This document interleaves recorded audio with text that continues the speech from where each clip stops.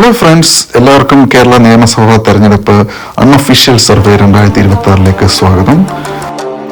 ഇന്ന് വീഡിയോയിൽ നോക്കാൻ പോകുന്നത് BJP-യിലെ പ്രമുഖ നേതാക്കൾ ഏതൊക്കെ മണ്ഡലത്തിലാണ് മത്സരിക്കുന്നത് എന്നുള്ളൊരു വിവരണം നമുക്ക് കിട്ടിയിട്ടുണ്ട്. അതിൻ്റെ വിശദമായിട്ടുള്ളൊരു പട്ടികയാണ് നമ്മളിപ്പോൾ കൊടുക്കുന്നത്.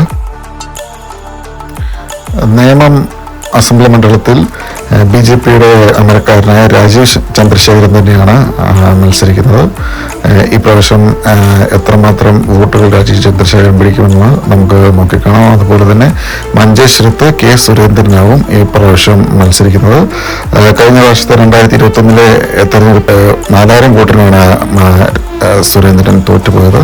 അതുപോലെ തന്നെ പാലക്കാട് ജില്ലയിൽ ശോഭ സുരേന്ദ്രനായിരിക്കും മത്സരിക്കുന്നത്. ശോഭ സുരേന്ദ്രൻ മികച്ചൊരു മത്സരം തന്നെ അവിടെ കാഴ്ചവെക്കുമെന്നാണ് നമുക്ക് പ്രതീക്ഷിക്കാൻ പറ്റുന്നത്. അതുപോലെ തന്നെ കഴക്കൂട്ടത്ത് V. മുരളീധരനായിരിക്കും മത്സരിക്കുന്നത്.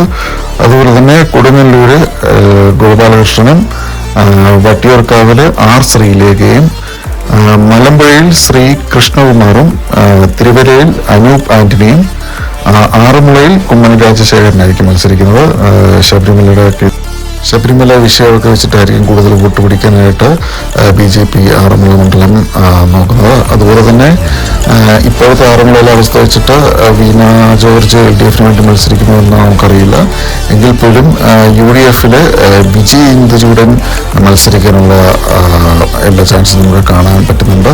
കാരണം ഇപ്പോഴത്തെ യൂത്തിൻ്റെ ഒരു ഐക്കണായിട്ടാണ് വിജയ് ഇന്ദുചൂടൻ ഇപ്പോൾ പത്തനംതിട്ടയിൽ മിന്നി നിൽക്കുന്നത്. K. ശിവദാസൻ നായർ മത്സരിക്കുന്നില്ല എന്നാണ് നമുക്ക് കിട്ടുന്ന വിവരങ്ങൾ. അതുപോലെ തന്നെ പാലായിൽ ഷോൺ ജോർജ് ആയിരിക്കും മത്സരിക്കുന്നത്.